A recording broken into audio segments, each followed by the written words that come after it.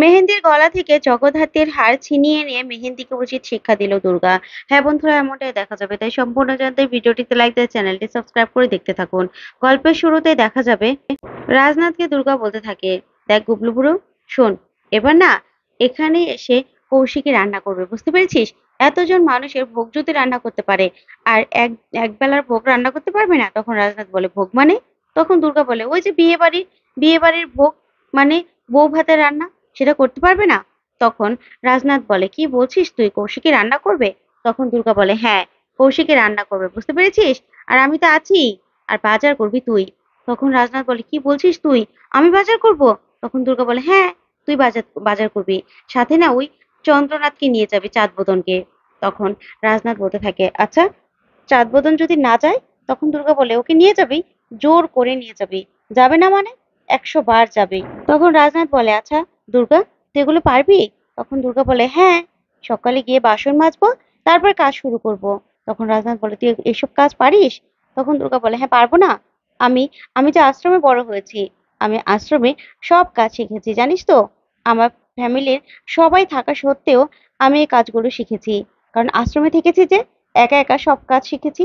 যারা হোস্টেলে থাকে, যারা আশ্রমে থাকে, যারা একা একা থাকে না, তাদের কিন্তু সব কাজ জানা হয়। তাই প্রতিটা মানুষেরই এরকম ভাবে একবার হলেও একা থাকা দরকার, তাহলে সব কাজের প্রতি সে যত্নশীল হবে। তখন রাজনাথ সে কথাগুলো শুনে খুব কষ্ট পায়। তারপরে দুর্গাকে বলতে থাকে, দুর্গা, তুই খুব রেগে আছিস না রে আমার উপর? তখন দুর্গা বলে, না রে গুবলু বুড়ো, তোর উপর আমি রেগে থাকবো কেন বলতো? শোন, 26 তারিখে না আমি এন্ট্রি নিচ্ছি, তার জন্য এত ইমোশনাল হয়ে যাচ্ছি, বুঝতে পেরেছিস?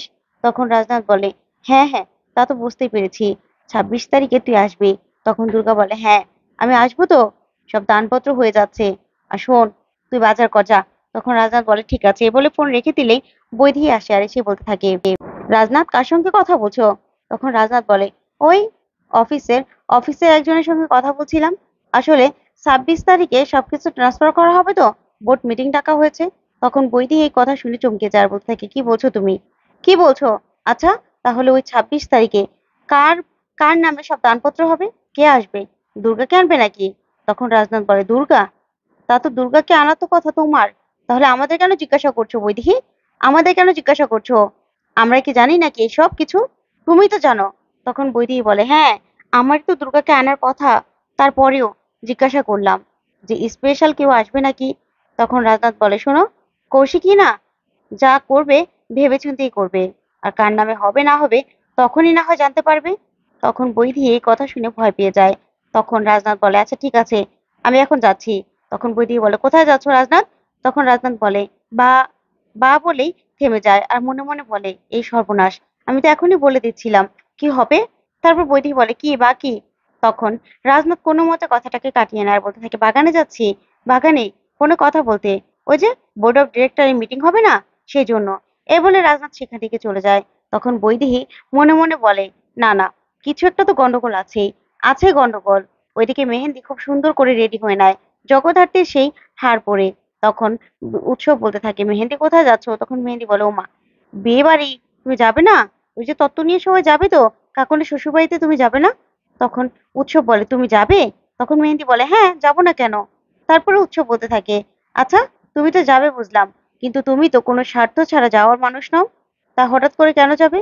তখন মেহেন্দি বলতে থাকে, হ্যাঁ, যাবো তো অবশ্যই, এই যে হারটা পরে নিয়েছি, দেখছো, এই হারটা কাকনকে দেখাবো, তারপরে কে কাকনকে দিয়েছিল এই হার সেটাই আমি জিজ্ঞাসা করব।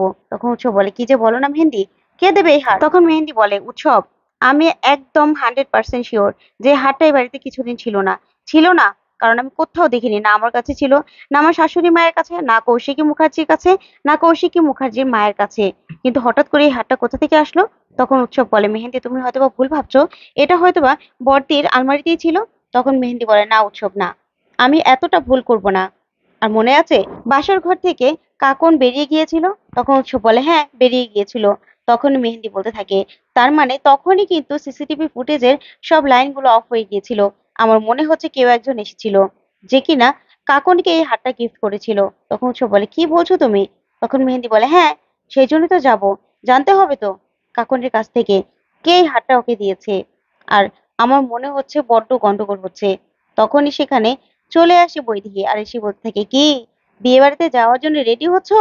তখন তখন মেহেন্দি বলে, হ্যাঁ মা, আমরা রেডি হচ্ছি। তারপরে বৈদেহী বলতে থাকে, ও মা, এই হারটা পরেছো তাই তো? তার মানে এই হারটা পুরোপুরি দখলে নিয়ে নিলে তুমি? তখন মেহেন্দি বলতে থাকে, হ্যাঁ দখলে নেবো না, কারণ এবারে বড় বউ হয় এই হারটা পরবে, না হলে আমি পরবো, অন্য কেউ পরবে না, বুঝতে পেরেছেন?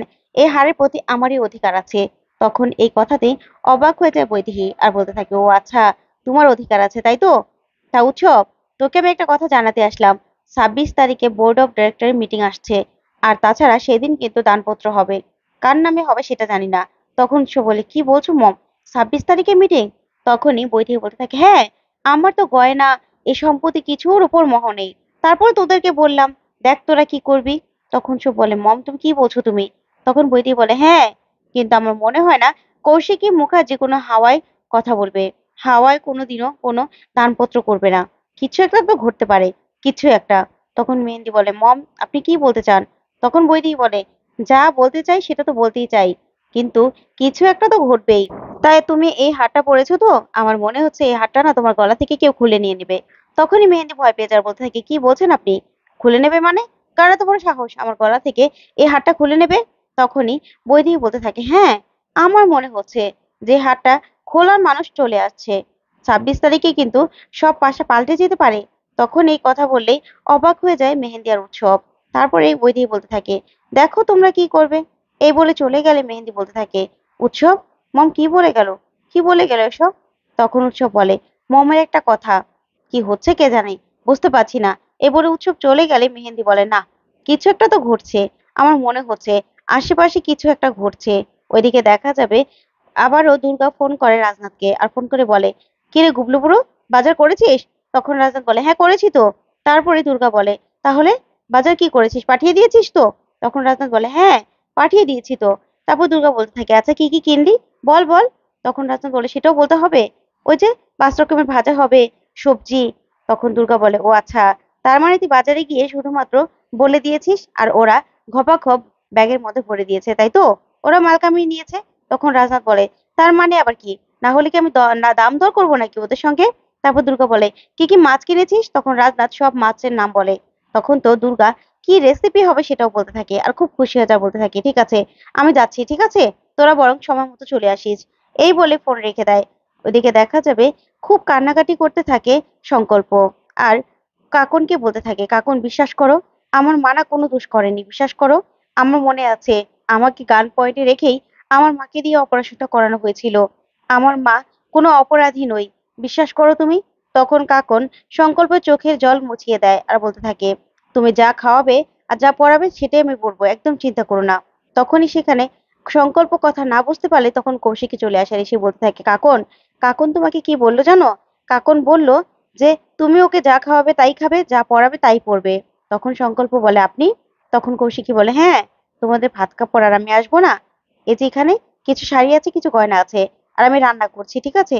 তখন সংকল্প বলে, আপনি রান্না করবেন? কৌশিকী মুখার্জি রান্না করবে? তখন কৌশিকী বলে, হ্যাঁ, রান্না তো করতেই হবে। তখন দেবু বলে, কৌশিকী যা রান্নাটা ভালো করে না, তোমরা না আজকে খুব মুগ্ধ হয়ে যাবে। তখন সংকল্পকে পাঠিয়ে দেয় কৌশিকী।